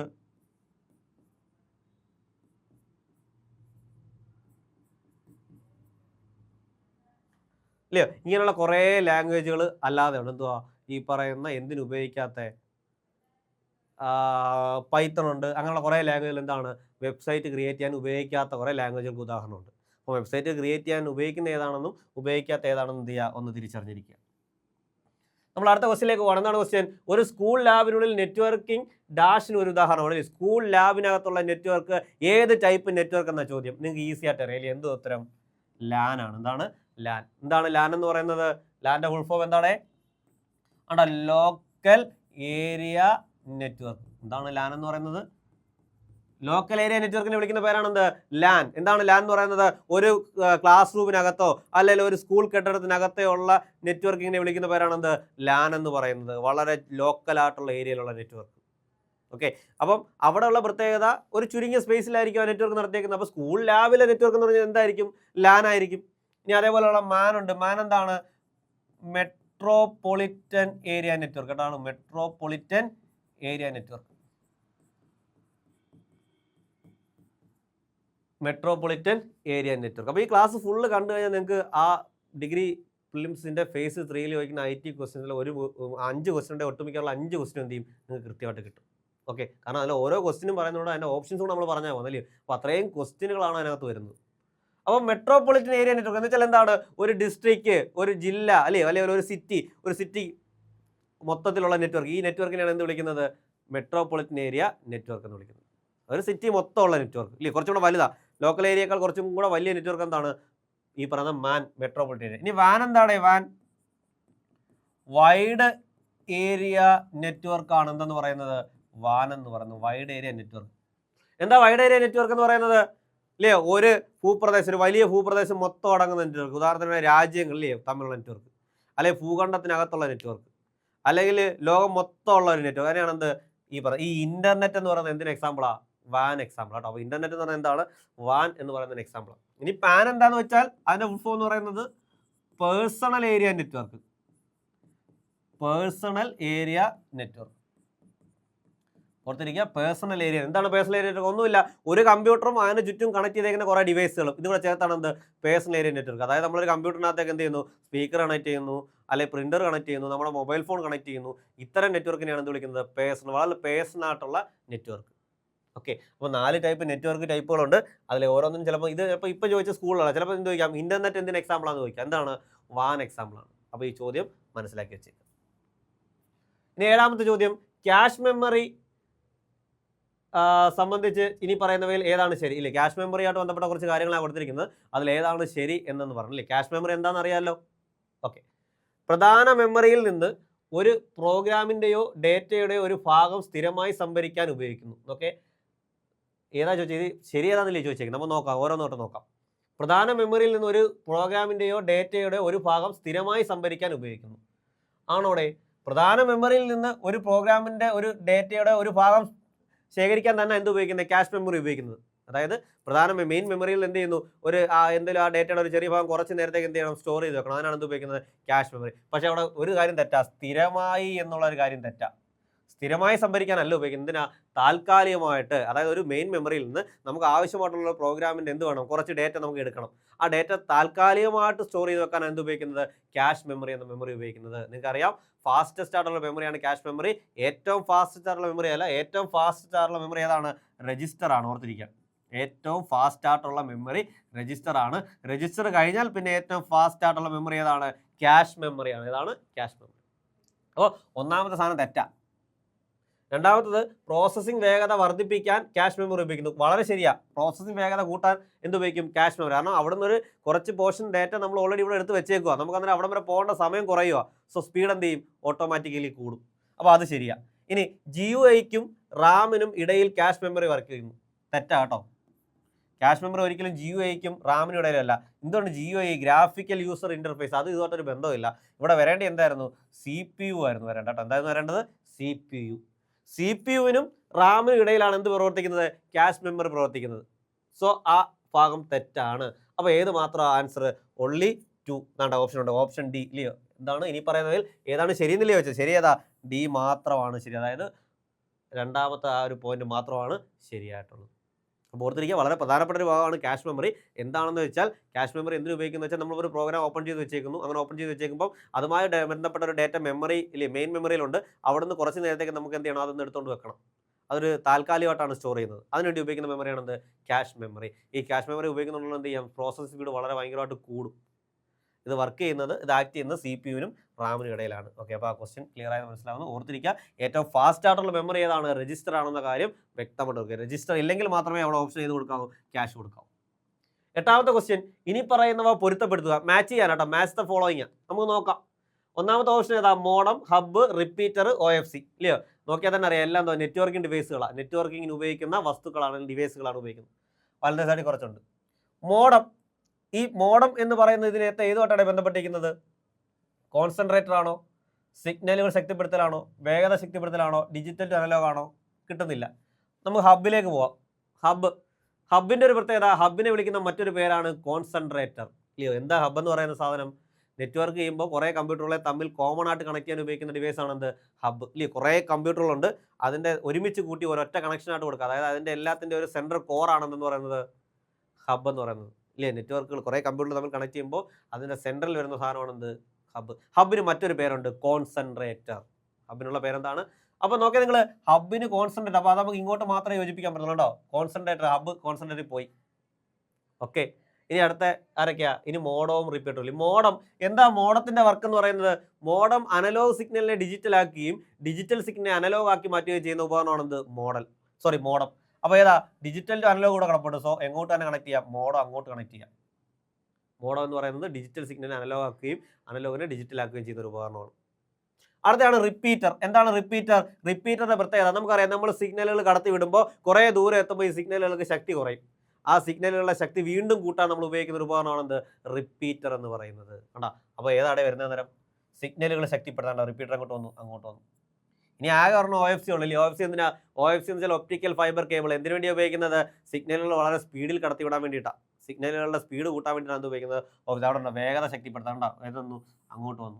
ആൻസർ ഏതൊക്കെയാണ് അങ്ങനെ വരുന്നത്, A4 വരും ഇല്ലയോ. അതാണ്ട് A4 കുറേ ഉണ്ട്. A4, B എന്ത് വന്നു, B1, A4 B1 രണ്ടെണ്ണം ഉണ്ട്. A4 B1 തന്നെ രണ്ടെണ്ണം ഉണ്ട്. A4 B1 വന്നു.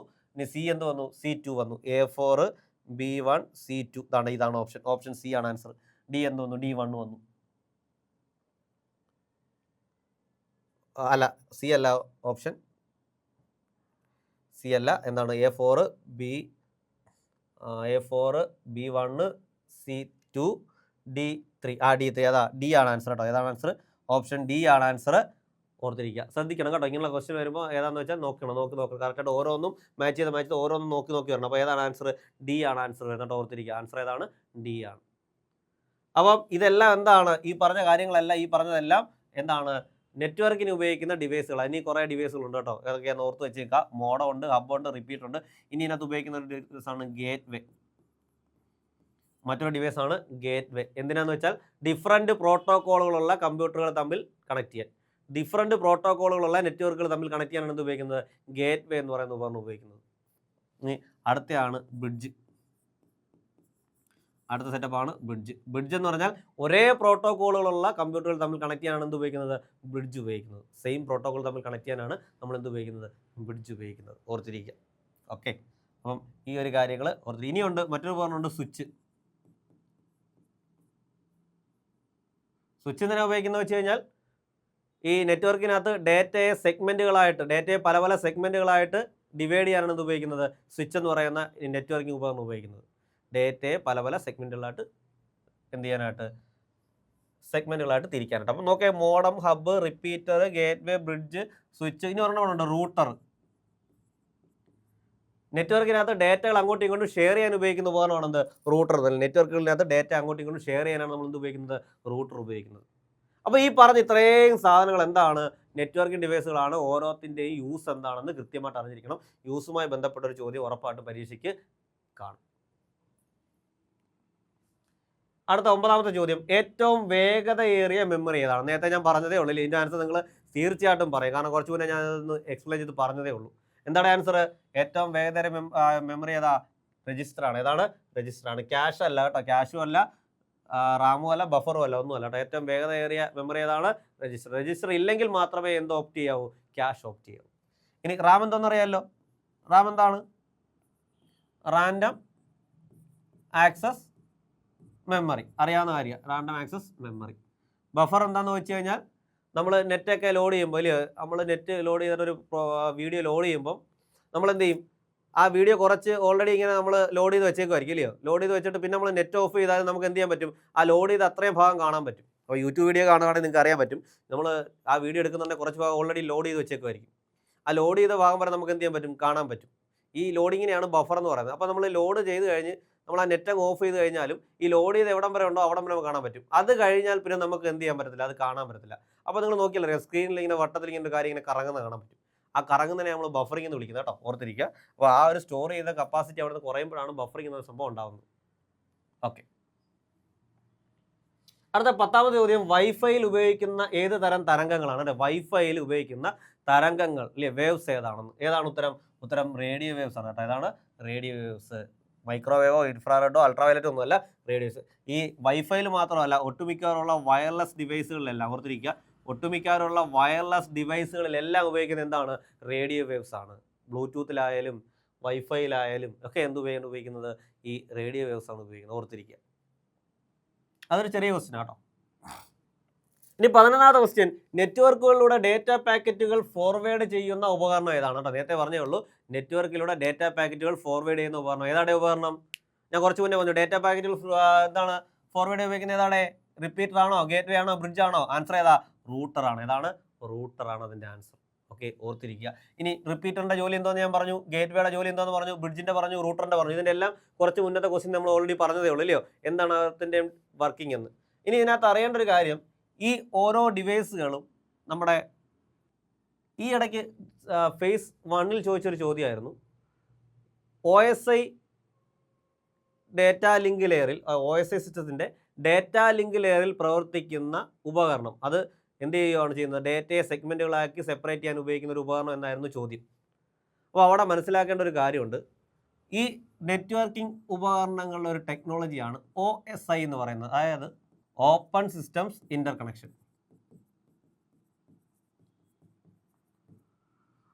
OSI ഓപ്പൺ സിസ്റ്റംസ് ഇൻ്റർ കണക്ഷൻ. ഈ ഇൻ്റർ കണക്ഷൻ ഇതാണ് എന്തെന്ന് പറയുന്നത്? നെറ്റ്വർക്കുകളെ സെറ്റ് ചെയ്യാൻ ഉപയോഗിക്കുന്ന ഒരു സിസ്റ്റം അല്ലെങ്കിൽ ഒരു സാങ്കേതിക വിദ്യ എന്ന് പറയുന്നത്. അതായത് നെറ്റ്വർക്കിനകത്ത് ഈ നെറ്റ്വർക്കിംഗ് ഡിവൈസുകൾ കണക്ട് ചെയ്യാൻ ഉപയോഗിക്കുന്ന ഒരു സാങ്കേതിക വിദ്യയാണ് OSI, ഒപ്റ്റിക്കൽ അല്ല, ഓപ്പൺ സിസ്റ്റംസ് ഇൻ്റർ കണക്ഷൻ. ഇതിനകത്ത് 7 ലെയറുകളുണ്ട്, മൊത്തം 7 ലെയറുകളുണ്ട്. ഇതിനകത്ത് മൊത്തം 7 ലെയറുകളുണ്ട്. ഈ ഓരോ ലെയറിലുമാണ് ഈ ഓരോ ഉപകരണങ്ങളും പ്രവർത്തിക്കുന്നത്. അപ്പോൾ അവിടെ ചോദിച്ച ചോദ്യമായിരുന്നു, ഡേറ്റാ ലിങ്ക് ലെയറിൽ പ്രവർത്തിക്കുന്ന ഉപകരണം ഏതാണ്? ഡേറ്റാ ലിങ്ക് ലെയറിൽ പ്രവർത്തിക്കുന്ന ഉപകരണം അതിനകത്ത് ഏതായിരുന്നു? സ്വിച്ച് ആയിരുന്നു. ആ ഉപകരണം സ്വിച്ച് ആയിരുന്നു. ഡേറ്റാ ലിങ്ക് ലെയറിൽ പ്രവർത്തിക്കുന്ന ഉപകരണം സ്വിച്ച് ആയിരുന്നു. ഓക്കെ, അതേപോലെ ഡേറ്റാ ലിങ്ക് ലെയറിൽ പ്രവർത്തിക്കുന്ന മറ്റൊരു ഉപകരണമാണ് റൂട്ടർ എന്ന് പറയുന്നത്. നമ്മുടെ ആൻസർ ഇവിടെ ഏതാണ്? റൂട്ടർ തന്നെയാണ്. ഓർത്തിരിക്കുക. അപ്പോൾ അടുത്ത ക്വസ്റ്റ്യനിലേക്ക് പോകാം. IP അഡ്രസ്സിനെ കുറിച്ച് ഇനി പറയുന്നവയിൽ ഏതാണ് ശരിയല്ലാത്ത? കേട്ടോ, IP അഡ്രസ്സിനെ കുറിച്ച് ഇനി പറയുന്നതിൽ ഏതാണ് ശരിയല്ലാത്തത് എന്നായിരുന്നു ചോദ്യം. അപ്പം IP അഡ്രസ്സ് എന്താണെന്ന് നമുക്കറിയാം ഇല്ലയോ? നമ്മളെ ഇൻ്റർനെറ്റിലേക്ക് കടന്നു പോകുമ്പോൾ, നമ്മൾ നെറ്റിലേക്ക് കടന്നു പോകുമ്പോൾ നമ്മളെ കമ്പ്യൂട്ടറിനല്ലേ ഓരോ കമ്പ്യൂട്ടറിനും ഒരു അഡ്രസ്സ് കാണും, ഒരു ഐഡൻറ്റിറ്റി കാണും. ആ ഐഡൻറ്റിറ്റി ആണെന്ന് വിളിക്കുന്നത്. നെറ്റ്വർക്കിങ്ങിലേക്ക് കടന്നു ചെല്ലുന്ന ഓരോ കമ്പ്യൂട്ടറിനുള്ള ഐഡൻറ്റിറ്റി വിളിക്കുന്ന പേരാണ് എന്ത്? IP അഡ്രസ്സ് എന്ന് പറയുന്നത്. അപ്പോൾ നോക്കേ, IP അഡ്രസ്സിനെ കുറിച്ച് ഇനി പറയുന്നവയിൽ ഏതാണ് ശരിയല്ലാത്തത്? ശരിയല്ലാത്ത ഏതാണ് കേട്ടോ? ഓക്കെ, IP അഡ്രസ്സ് ഒരു സംഖ്യാ ലേബൽ അല്ല. IP അഡ്രസ്സ് ഒരു സംഖ്യാ ലേബൽ അല്ല എന്നാണ് പറഞ്ഞേക്കുന്നത്. പക്ഷേ അല്ല കേട്ടോ. IP അഡ്രസ്സ് എന്താണ്? ഒരു സംഖ്യാ ലേബലാണ്. ഈ ഓപ്ഷൻ തെറ്റാ. IP അഡ്രസ്സ് ഒരു സംഖ്യാ ലേബൽ വെച്ചാൽ ന്യൂമറിക്കൽ ലേബൽ, നമ്പറുകൾ ഉപയോഗിച്ചുകൊണ്ടുള്ള ഒരു ഐഡൻറ്റിറ്റി ആണെന്തെന്ന് പറയുന്നത് IP അഡ്രസ്സ്. IP അഡ്രസ്സിനകത്ത് ആൽഫബറ്റുകളൊന്നും കാണത്തില്ല, നമ്പറുകളായിരിക്കും. നമ്പറുകൾ ഉപയോഗിച്ച്, നമ്പറുകൾ നമ്മളിപ്പോൾ ആധാർ കാർഡ് ഉണ്ടല്ലോ, ആധാർ കാർഡിന് ഒരു നമ്പർ ഉണ്ടല്ലോ, അതേപോലെ ഒരു നമ്പർ ഉപയോഗിച്ചുകൊണ്ടുള്ള ഐഡൻറ്റിറ്റി ആണെന്ന് പറയുന്നത് ഈ IP അഡ്രസ്സിനകത്ത് ഉപയോഗിക്കുന്നത്. അപ്പോൾ അത് തെറ്റാ കേട്ടോ. IP അഡ്രസ്സ്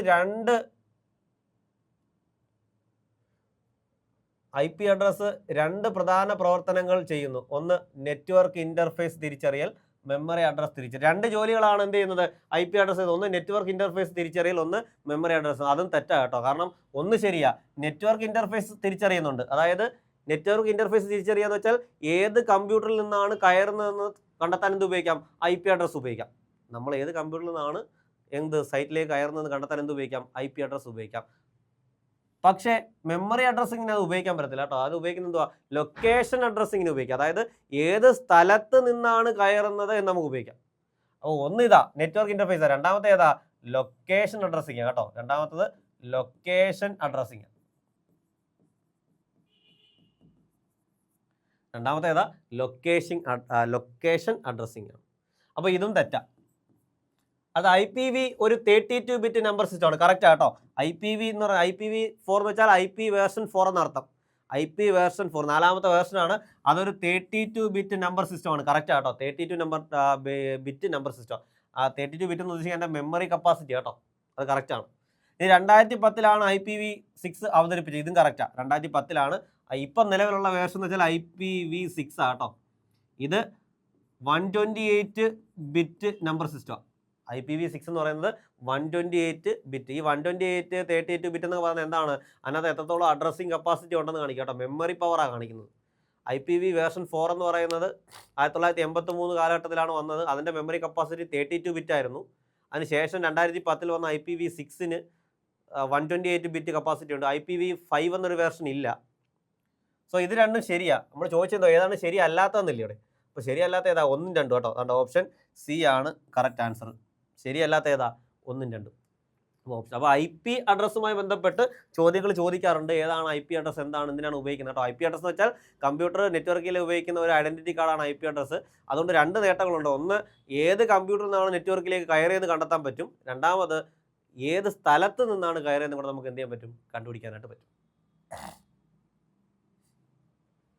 അടുത്ത 13ാമത്തെ ക്വസ്റ്റ്യൻ, ട്വിറ്ററിൻ്റെ സ്ഥാപകൻ ആരാണെന്ന് മിക്കവാറും ചോദിക്കാനുള്ള ഒരു ക്വസ്റ്റ്യൻസ് ആണ്. ഓരോരോ ഈ പറയുന്ന ആപ്പുകളുടെയും അല്ലെങ്കിൽ ഓരോരോ ഈ പറയുന്ന സ്ഥാപനങ്ങളുടെയൊക്കെ സ്ഥാപകരാരാണെന്ന് IT-യുമായി ബന്ധപ്പെട്ട്. അപ്പോൾ അതിലൊരു ചോദ്യമാണ്, ട്വിറ്റർ കണ്ടുപിടിച്ച ആരാണ്, അല്ലെങ്കിൽ ട്വിറ്ററിൻ്റെ സ്ഥാപകൻ? ഉത്തരം നിങ്ങൾക്ക് അറിയായിരിക്കും. ആരാണ്? ജാക്ക് ഡോർസിയാണ് ആൻസർ. ജാക്ക് ഡോർസിയാണ് ട്വിറ്റർ കണ്ടുപിടിച്ചത്. അപ്പോൾ ഓപ്ഷനൊക്കെ ബ്രയാൻ ആക്ടൺ എന്ന് പറയുന്നത് വാട്സപ്പ് കണ്ടുപിടിച്ചു കേട്ടോ. വാട്സപ്പ്. ബ്രയാൻ ആക്ടൺ മാത്രമല്ല, ബ്രയാൻ ആക്ടണും ജാൻ കൗമും രണ്ടുപേരും ചേർന്നാണ് എന്ത് ചെയ്യുന്നത്? ഈ പറയുന്ന വാട്സപ്പ് കണ്ടെത്തിയത്. ഇനി അടുത്ത മൈക്ക് ക്രീഗർ ഇൻസ്റ്റാഗ്രാം ആണ് കേട്ടോ. മൈക്ക് ക്രീഗർ ഇൻസ്റ്റാഗ്രാമാണ്.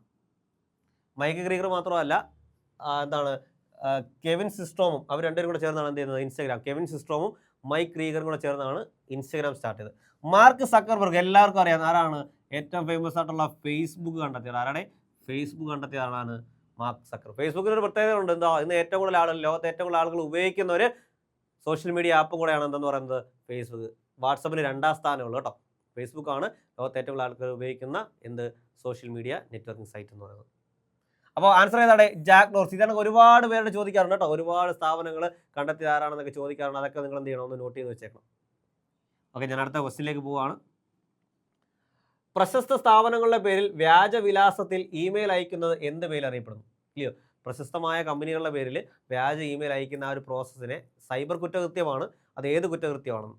ഓക്കെ, ഒന്ന് ഫിഷിംഗ് ഉണ്ട്, സ്പാമിംഗ് ഉണ്ട്, സ്പൂഫിംഗ് ഉണ്ട്, ഇമെയിൽ ബോംബിംഗ് ഉണ്ട്. നിങ്ങൾ അറിയേണ്ട ഒരു കാര്യം, ഈ 3 സാധനവും, അതായത് മൂന്നല്ല, ഈ 4 സാധനവും ഇമെയിലുമായിട്ട് ബന്ധപ്പെട്ട തന്നെ. ഈ 4 സാധനം എന്താണ്? ഇമെയിലുമായി ബന്ധപ്പെട്ട തന്നെ. അപ്പോൾ ചോദ്യം സ്പെസിഫിക് ആയിട്ട് ശ്രദ്ധിക്കണം. പ്രശസ്തമായ കമ്പനികളുടെ പേരിൽ മെയിലുകൾ അയക്കുന്നതിന്, അനാവശ്യമായിട്ടുള്ള മെയിലുകൾ അയക്കുന്നത്, അതായത് അവരാണെന്ന് തെറ്റിദ്ധരിപ്പിച്ചുകൊണ്ട് നമുക്ക് മെയിലുകൾ അയക്കുന്നതിന് എന്ത് പേരിൽ അറിയപ്പെടുമെന്ന് ചോദിച്ചാൽ അതിൻ്റെ ഉത്തരം ഫിഷിംഗ് ആണ്. എന്താണ്? ഫിഷിംഗ്. അപ്പോൾ നമുക്ക് ഓരോന്നും പറയാം. ഒന്ന് സ്പാമിംഗ്. തുടക്കം തൊട്ട് പറയാം. ഇതാണ് അതിൻ്റെ ഒരു തുടക്കം. സ്പാമിംഗ്. അനാവശ്യമായിട്ടുള്ള അൺവാണ്ടഡ് ആയിട്ടുള്ള മെസ്സേജുകൾ നമുക്ക് അയക്കുന്നതിനെ വിളിക്കുന്ന പേരാണെന്ത്? സ്പാമിംഗ്. നമുക്ക് ആവശ്യമില്ലാത്ത, ഒരു പ്രയോജനമില്ലാത്ത മെസ്സേജ് തുരുതുര നമ്മുടെ ഇമെയിലിലേക്ക് അയക്കുന്ന പേരാണെന്ത്? സ്പാമിംഗ്. രണ്ട് ഞാൻ ഇമെയിൽ ബോംബിംഗ് പറയാം. ഞാൻ ഒരു ഓർഡറിൽ പറയുകയാണ്. 2 ഇമെയിൽ ബോംബിംഗ്. എന്താണെന്ന് ചോദിച്ചാൽ അനാവശ്യമായിട്ട് മെസ്സേജ് ഒരു ഇമെയിൽ അഡ്രസ്സിലോട്ട് തന്നെ തുരുതുര അയക്കുന്നതിനെ വിളിക്കുന്ന പേരാണ്. അത് ഒരു ദിവസം 100, 1000, 2000 മെസ്സേജൊക്കെ വെച്ച് ഒരു മെയിൽ ഐ ഡിയിലോട്ട് അയക്കും. അപ്പോൾ എൻ്റെ മെയിൽ ഐ ഡിയിലേക്ക് എന്ത് ചെയ്യും? ഒരു ദിവസം 2000, 3000 ഒക്കെ മെസ്സേജുകൾ ഒറ്റ ദിവസം വന്നു വരും. ഓരോ ദിവസം അങ്ങനെ വന്നുകൊണ്ടേയിരിക്കും. എന്നുവെച്ചാൽ എൻ്റെ മെയിൽ ഐ ഡി അങ്ങ് ഹാങ് ആയി മെയിലിൽ മൊത്തം മെയിലുകൾ കുന്നുകൂടി ഒരു പരുവാകും. അങ്ങനെയുള്ള ആക്ടിനെ വിളിക്കുന്നവരാണെന്ത്? Email bombing. അനാവശ്യമായിട്ടുള്ള മെയിലുകൾ അയക്കുന്നതിനെ സ്പാമിംഗ് എന്ന് വിളിക്കും. വ്യത്യാസം മനസ്സിലാക്കണം കേട്ടോ. അനാവശ്യമായിട്ടുള്ള മെയിൽ അയക്കുന്നതിനെ സ്പാമിംഗ് എന്ന് വിളിക്കും. എന്നാൽ ഒരു അഡ്രസ്സിലേക്ക് തുരുതുരാ മെസ്സേജ് അയക്കുന്നതിനെ വിളിക്കുന്നത് എന്താണ്? Email bombing. ഇനി അടുത്ത സ്പൂഫിംഗ്. സ്പൂഫിംഗ് എന്താണെന്ന് വെച്ചാൽ ഫേക്ക് അഡ്രസ്സിൽ ഇമെയിൽ അയക്കുന്നതിനെ വിളിക്കുന്നവരാണ് സ്പൂഫിംഗ്. അതായത് ഇപ്പോൾ എൻ്റെ പേരിൽ നിങ്ങൾക്ക് മെസ്സേജ് അയക്കുന്നു, അല്ലെങ്കിൽ എനിക്ക് വേറെ ആരുടെയെങ്കിലും എൻ്റെ ഒരു സുഹൃത്തിൻ്റെയൊക്കെ പേരിൽ കള്ള ഇമെയിൽ ഉണ്ടാക്കിയിട്ട് എൻ്റെ പേരിലേക്ക് അയക്കുന്നു. ഇതിനെ വിളിക്കുന്നവരാണെന്ത്? സ്പൂഫിംഗ്. എന്നാൽ ഫിഷിംഗ് എന്താണെന്ന് വെച്ചാൽ ഇതും സെയിം സ്പൂഫിങ്ങിൻ്റെ അതേ മീനിങ് തന്നെയാണ്. പക്ഷേ വ്യത്യാസം ഉണ്ട്. എന്തുവാ? ഇത് കുറച്ചും കൂടെ പ്രശസ്തമായ കമ്പനികളുടെ പേരിലേക്ക്, ഇപ്പോൾ ഗവൺമെൻറ്റിൻ്റെ പേര്, സർക്കാരിൻ്റെ പേരിൽ, എന്താണ്, ഗവൺമെൻറ്റിൻ്റെ പേരിൽ നമുക്ക് മെസ്സേജ് അയക്കുന്നു. ഗവൺമെൻറ് സ്ഥാപനമാണെന്ന് തെറ്റിദ്ധരിപ്പിച്ചുകൊണ്ട് നമുക്ക് മെസ്സേജ് അയക്കുന്നു. അല്ലെങ്കിൽ വലിയ കമ്പനികളുടെ പേരിൽ കള്ളമെയിൽ അയക്കുന്നു. ഇതാണെന്ത്? ഫിഷിംഗ് എന്ന് പറയുന്നത്. സ്പൂഫിംഗ് എന്ന് പറയുന്നത് നോർമലായിട്ട് ആരെ വേണമെങ്കിലും, ആരുടെ പേരിലെങ്കിലും ചുമ്മാതെ നമുക്ക് പരിചയമുള്ള ആളുടെ പേരിൽ എന്ത് ചെയ്യുന്നു? മെസ്സേജ് അയക്കുന്നു. ഓർത്തിരിക്കുക, ഇതിൻ്റെ എല്ലാത്തിൻ്റെ ഒരു കോർ മീനിങ് സെയിം ആണ്. പക്ഷേ ചെറിയ വ്യത്യാസങ്ങളുണ്ട്. അപ്പോൾ ഇതിൻ്റെ ആൻസർ ഏതാ? പ്രശസ്തമായ സ്ഥാപനങ്ങളുടെ പേരിൽ വ്യാജവിലാസത്തിൽ ഇമെയിൽ അയക്കുകയാണെങ്കിൽ അതേതായിരിക്കും? ഉറപ്പായിട്ടും ഫിഷിംഗ് ആയിരിക്കും. ഓർത്തിരിക്കുക, ഇതെല്ലാം എവിടെ വരുന്നതാണ്? സൈബർ ക്രൈമുകളിൽ വരുന്ന കാര്യങ്ങളാണ്. ഇതുകൂടാതെ ഒരുപാട് സൈബർ ക്രൈമൊക്കെ ഉണ്ട്. അറിയാമല്ലോ നിങ്ങൾക്ക്. ഹാക്കിംഗ് ഉണ്ട്. ഇതിൻ്റെ എല്ലാം പേര് ഹാക്കിംഗ് ഉണ്ട്. എന്തുകൂടെ ഹാക്കിങ്? നമ്മുടെ അനുവാദമില്ലാതെ നമ്മുടെ കമ്പ്യൂട്ടറിലേക്കോ അല്ലെങ്കിൽ നമ്മുടെ സിസ്റ്റത്തിലേക്ക് വലിഞ്ഞു കയറുന്നതിനെ വിളിക്കുന്ന പേരാണെന്ത്? ഹാക്കിംഗ് എന്ന് പറയുന്നത്. പിന്നെ സ്പൂഫിങ്, സ്പാമിങ്, ഫിഷിങ്, പിന്നെന്തുവാ? സൈബർ സ്റ്റോക്കിംഗ് ഉണ്ട്. Cyber stocking. എന്തോ സൈബർ സ്റ്റോക്കിങ്? നമ്മളെ അപകീർത്തിപ്പെടുത്തുന്ന രീതിയിൽ, അല്ലെങ്കിൽ ഹരാസ് ചെയ്യുന്ന രീതിയിൽ നമുക്ക് മെസ്സേജ് അയക്കുക, ഓൺലൈനിൽ നമ്മളെ അപമാനിക്കുക, ഇതൊക്കെയാണ് എന്ത്? സൈബർ സ്റ്റോക്കിംഗ് എന്ന് പറയുന്നത്. സൈബർ ബുള്ളിങ് എന്നൊക്കെ വിളിക്കാറുണ്ട് മറ്റൊരു പേരിൽ കേട്ടോ. അതാണ് സൈബർ സ്റ്റോക്കിംഗ് എന്ന് പറയുന്നത്. ഹാക്കിംഗ് ഉണ്ട്. ഇതെല്ലാം എന്താണ്? സൈബർ കുറ്റകൃത്യങ്ങളാണ്. പിന്നെ എന്തുണ്ട്? IP വയലേഷൻ ഉണ്ട്. IP വയലേഷൻ എന്ന് വെച്ചാൽ എന്താണ്? Intellectual property violation. അതായത് ഇപ്പോൾ ഞാൻ ഉണ്ടാക്കിയെടുത്ത ഒരു പ്രോഡക്റ്റ് എൻ്റെ അനുവാദം ഇല്ലാതെ എന്ത് ചെയ്യുന്നു? മറ്റുള്ളവർക്ക് വിതരണം ചെയ്യുന്നു, ഇല്ലയോ? അതിനെയാണ് IP violation, intellectual property violation. ഇപ്പോൾ ഞാൻ ഉണ്ടാക്കിയെടുത്ത പ്രോഡക്റ്റിന് കോപ്പിറൈറ്റ് എടുക്കാതെയോ അല്ലെങ്കിൽ അതിൻ്റെ പേറ്റൻറ്റ് വാങ്ങാതെയോ ഞാൻ ഉണ്ടാക്കിയ അതേ പ്രോഡക്റ്റ് വിറ്റ് ഉൽപ്പാദിപ്പിച്ച് വിൽക്കുന്നു. അതൊക്കെയാണ് IP വയലേഷനകത്ത് വരുന്നത്. അപ്പോൾ ഇതെല്ലാം എന്താണ്? സൈബർ ക്രൈമുകളാണ്. സൈബർ ക്രൈം വളരെ ഇമ്പോർട്ടൻ്റ് ആണ്, ഒരു പോർഷനാണ്. ഇനി ChatGPTയുടെ പൂർണ്ണരൂപം വളരെ ഇമ്പോർട്ടൻ്റ് ആയ ക്വസ്റ്റ്യൻ. ഇനിയും ചോദിക്കാൻ സാധ്യതയുണ്ട്, ചോദിച്ചിട്ടുമുണ്ട്. എന്താണ് ChatGPTയുടെ ഫുൾ ഫോം കേട്ടോ? എന്താ ChatGPT? ഇന്ന് നമ്മൾ ഉപയോഗിക്കുന്ന ഒരു വലിയൊരു AI ബോട്ടാണ് ChatGPT. എന്ത് കാര്യം അറിയണമെങ്കിൽ നമ്മൾ എങ്ങോട്ട് പോകും? ChatGPTയിലോട്ട് പോകും. എന്താണ് അതിൻ്റെ ഫുൾ ഫോം എന്ന് പറയുന്നത്? അതൊക്കെ ChatGPTയുടെ full form chat generative pre trained transformer. B ആണ് ആൻസർ കേട്ടോ. Chat generative pre trained transformer. ഓർത്തിരിക്കുക. ബാക്കിയെല്ലാം chat generator pre trained transformer, chat generated pre trained transformation, chat generative pre trained transfer എന്നൊക്കെ കൊടുത്തേക്കുന്നത്. അല്ലെങ്കിൽ ആൻസർ കൃത്യമായിട്ട് സ്പെസിഫൈ ചെയ്യുക. അതാണ് ChatGPTയുടെ ഫുൾ ഫോം ആണ് എന്ത് നോക്കെ? ചാറ്റ് ജനറേറ്റീവ് പ്രീ ട്രെയിൻഡ്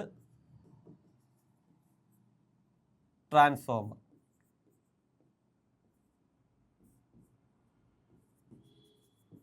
കേട്ടോ, chat generative pre trained transformer ആണ് എന്തെന്ന് പറയുന്നത്? ChatGPTയുടെ ഫുൾ ഫോം. അപ്പോൾ ഇങ്ങനെയുള്ള സാധനങ്ങളുടെ ഫുൾ ഫോം ഒക്കെ ഒന്ന് ജസ്റ്റ് ഒന്ന് ഓർത്ത് വെച്ച്. അടുത്തതാണ് കറൻസി നോട്ടുകൾ, പോസ്റ്റേജ്, റവന്യൂ സ്റ്റാമ്പുകൾ, സർട്ടിഫിക്കറ്റുകൾ തുടങ്ങിയ വ്യാജമായി നിർമ്മിക്കുന്നതിനെ എന്ത് വിളിക്കുന്നു? ഇല്ലേ, വ്യാജമായി നിർമ്മിക്കുന്നതിനെ വിളിക്കുന്ന പേരെന്താണ്? സിമ്പിളാണ്. ഉത്തരം എന്തുവാ? വ്യാജരേഖ ചമയ്ക്കൽ. പിന്നെ മറ്റൊരു പേരുകൾ വിളിക്കാറുണ്ട്. ഇംഗ്ലീഷിൽ പറയുകയാണെങ്കിൽ ഫോർജറി എന്ന് വിളിക്കും. എന്താണ് ഫോർജറി? അതൊരു സൈബർ കുറ്റകൃത്യം കേട്ടോ, forgery.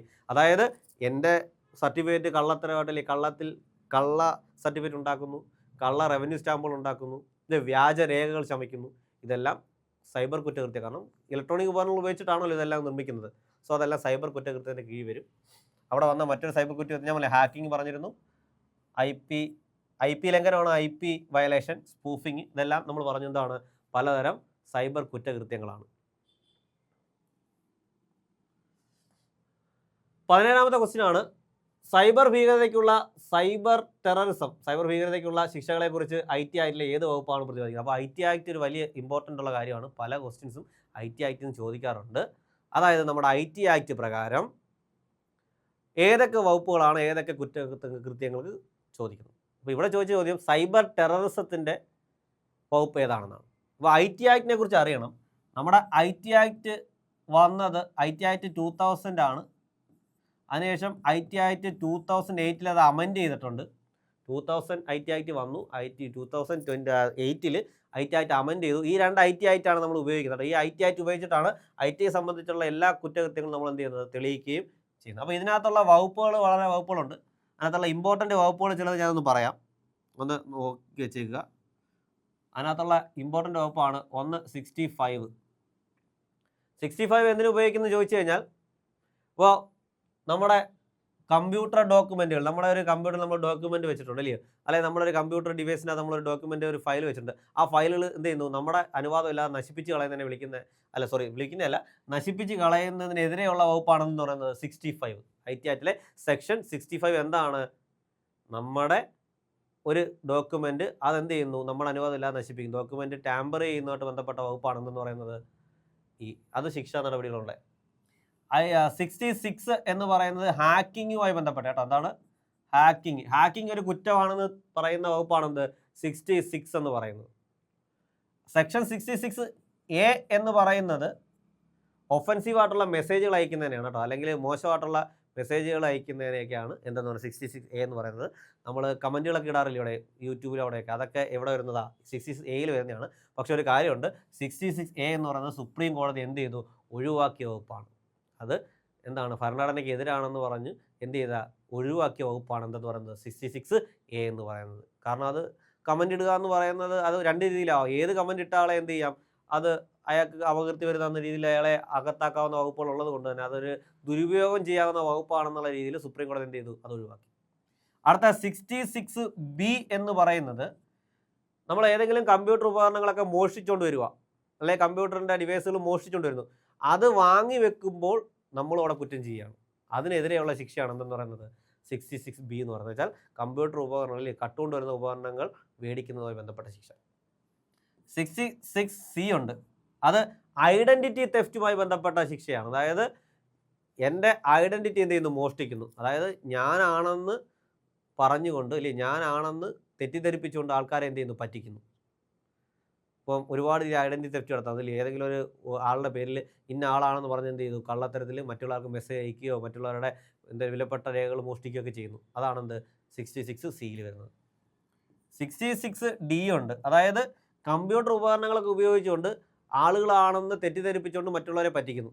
For example AI video ഒക്കെ എടുക്കുന്ന ഏത് വകുപ്പിൻ്റെ കീഴിൽ വരും, ഈ 66Dയുടെ കീഴിൽ വരും. കാരണം നമ്മളത് ഒറിജിനൽ വീഡിയോ ആണെന്ന് പറഞ്ഞാണ് കാണുന്നത്. നമ്മളല്ല, പലരും കാണുന്നത് ഒറിജിനൽ വീഡിയോ ആണെന്ന് പറഞ്ഞാണ്. അപ്പോൾ അവിടെ എന്താ, അവിടെ ഇല്ലാത്തൊരു മനുഷ്യനെ മനുഷ്യനാണെന്ന് കാണിച്ചുകൊണ്ട് എന്ത് ചെയ്യുക, ആൾക്കാരെ പറ്റിക്കുകയോ ചെയ്യുന്നത്. സോ അതാണെന്ത് 66D. ഡിയും സിയും തമ്മിൽ വ്യത്യാസമുണ്ട് കേട്ടോ. സി എന്ന് പറയുന്നത് ഉള്ള ആളുടെ പേരിൽ കള്ളപ്പേരിൽ എന്ത് ചെയ്യുന്നു, പറ്റിക്കുന്നു. ഡി എന്ന് പറയുന്നത് ഇല്ലാത്ത ആൾ ഉണ്ടെന്ന് പറഞ്ഞുകൊണ്ട് എന്ത് ചെയ്യുന്നു, പറ്റിക്കുന്നു. അടുത്ത 66E ഉണ്ട്.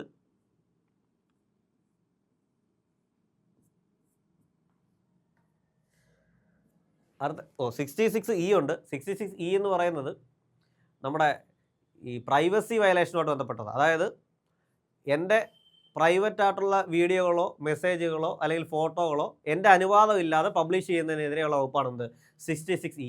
എൻ്റെ പ്രൈവസിയെ വയലേറ്റ് ചെയ്യുകയാണ്. അതായത് എൻ്റെ ഒരു ചിത്രം എൻ്റെ അനുവാദം ഇല്ലാതെ അത് പബ്ലിഷ് ചെയ്യുന്നത് ഏത് വകുപ്പിൻ്റെ കീഴിൽ വരും, 66E വകുപ്പിൻ്റെ കീഴിൽ വരും. ഓക്കെ, ഇനി അടുത്ത വകുപ്പാണ് 66F. ഇത് സൈബർ ടെററിസവുമായി ബന്ധപ്പെട്ട സൈബർ ഭീകരതയുമായി ബന്ധപ്പെട്ട വകുപ്പാണെന്ത് 66. അപ്പോൾ ഇപ്പം തന്നെ നമ്മുടെ ഉത്തരം കിട്ടി കാണും അല്ലേ, എന്തുവാ സൈബർ ടെററിസവുമായി ബന്ധപ്പെട്ട ഏതാ, സെക്ഷൻ 66F. ആൻസർ കിട്ടി. ഓക്കെ, ഇനി 66F കഴിഞ്ഞു. ഇനി നമ്മൾ പറയുന്നതാണ് അവിടെ 67 ഉണ്ട്.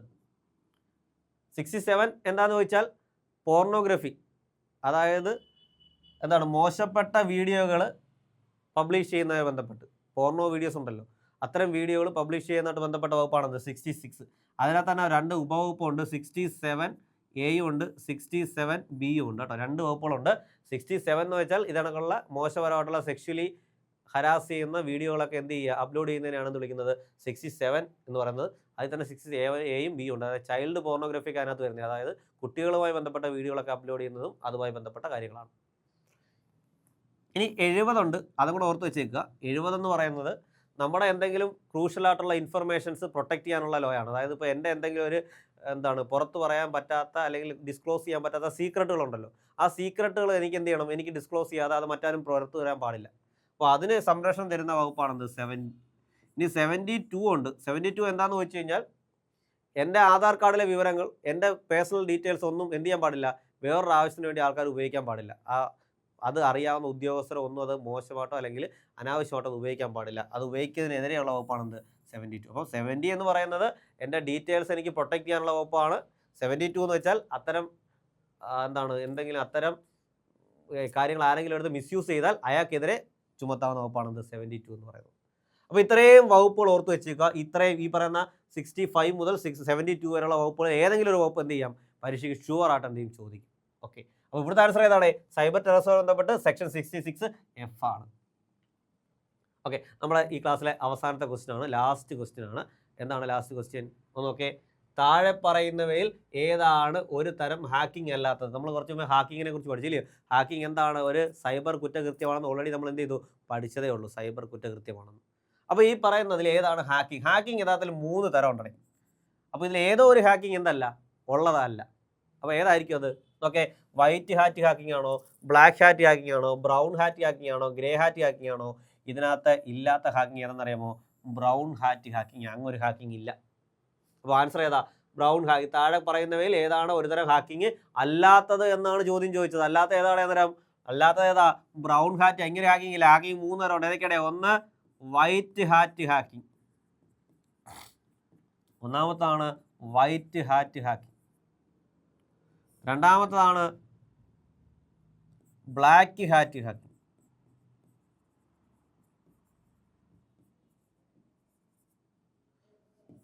മൂന്നാമത്തതാണ് ഗ്രേ ഹാറ്റ് ഹാക്കിംഗ്. 3 തരം ഹാക്കിംഗ് ഉണ്ട്: ബ്ലാക്ക്, വൈറ്റ്, ബ്ലാക്ക്, ഗ്രേ. എന്തോടെ വൈറ്റ് ഹാറ്റ് ഹാക്കിംഗ് എന്ന് വെച്ച് കഴിഞ്ഞാൽ സിമ്പിളാ. എന്തുവാ? നമ്മൾ നല്ല കാര്യങ്ങൾക്ക് വേണ്ടി എന്തോ ഹാക്ക് ചെയ്യുന്നു. അതിനെ മറ്റൊരു പേര് വിളിക്കാറുണ്ട് എത്തിക്കൽ ഹാക്കിംഗ്. മറ്റൊരു പേര് വിളിക്കാറുണ്ട് എത്തിക്കൽ ഹാക്കിംഗ്. എന്താണ് നല്ല കാര്യം? ഇപ്പോൾ ഉദാഹരണത്തിന് എന്ത് ചെയ്യുന്നു, ഏതെങ്കിലും ഒരു കാര്യത്തിന് എന്ത് ചെയ്യണം, നമ്മൾ സ്പൈ ആയിട്ട് വർക്ക് ചെയ്യണം. ഉദാഹരണത്തിന് സർക്കാരിനെതിരെ ആരെങ്കിലും പ്രവർത്തിക്കുന്നു, അല്ലെങ്കിൽ രാജ്യത്തിനെതിരെ ആരെങ്കിലും പ്രവർത്തിക്കുന്നു. അപ്പോൾ ആ പ്രവർത്തിക്കുന്ന ആരാണെന്നും അയാളുടെ കാര്യങ്ങൾ നമ്മൾ എന്ത് ചെയ്യണം, നിരീക്ഷിക്കണം. അയാൾ എന്തൊക്കെ ചെയ്യുന്നത് നിരീക്ഷിക്കണം. അപ്പോൾ അയാൾ എന്ത് ചെയ്യും? അയാളുടെ കമ്പ്യൂട്ടറിലേക്ക് നമ്മൾ നുഴഞ്ഞു കയറും, ഇല്ലയോ? എന്നിട്ട് നമ്മൾ നിരീക്ഷിക്കും. അത് നല്ല കാര്യത്തിന് വേണ്ടിയിട്ടില്ലയോ? അത്തരം ഹാക്കിങ്ങിനെ വിളിക്കുന്നവരാണെന്ത്? White hat hacking. നല്ല കാര്യത്തിന് വേണ്ടി നമ്മൾ എന്ത് ചെയ്യുന്നു, ഹാക്ക് ചെയ്യുന്നു. രണ്ടാമത്തത് ബ്ലാക്ക് ഹാറ്റ് ഹാക്കിംഗ്.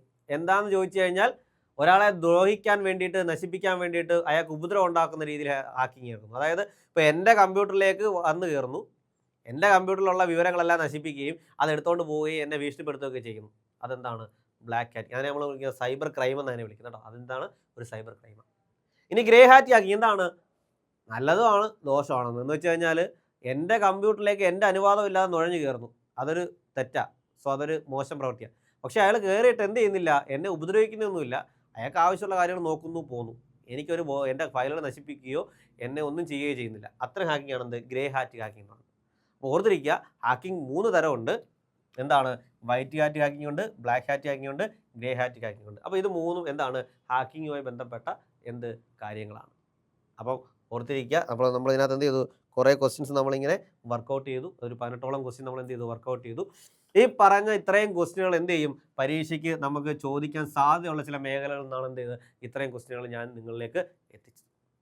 അപ്പോൾ ഈ ഒരു ക്ലാസ് വളരെ ഇൻഫോർമേറ്റീവ് ആയെന്ന് ഞാൻ കരുതുന്നു. അപ്പോൾ ഈ ചോദ്യങ്ങൾ, ഈ പറഞ്ഞ ചോദ്യങ്ങൾ ഇത്രയും ഒന്ന് പഠിച്ചുകൊണ്ട് പോവുക. ഇത്രയും ചോദ്യങ്ങളുടെ ഓപ്ഷനുകളൊന്ന് വർക്ക്, ഈ പറഞ്ഞ ഇത്രയും മേഖലകളൊന്ന് ജസ്റ്റ് ഒന്ന് നോക്കിക്കൊണ്ട് പോയി കഴിഞ്ഞാൽ നിങ്ങൾക്ക് എന്ത് ചെയ്യാൻ പറ്റും? ഉറപ്പായിട്ടും നമ്മൾ ഈ പറയുന്ന ഡിഗ്രി പ്രിലിംസിൻ്റെ ഫേസ് 3യുടെ എല്ലാ ചോദ്യങ്ങളും 5 ചോദ്യങ്ങളാണ് ഐ ടിയിൽ വരുന്നത്.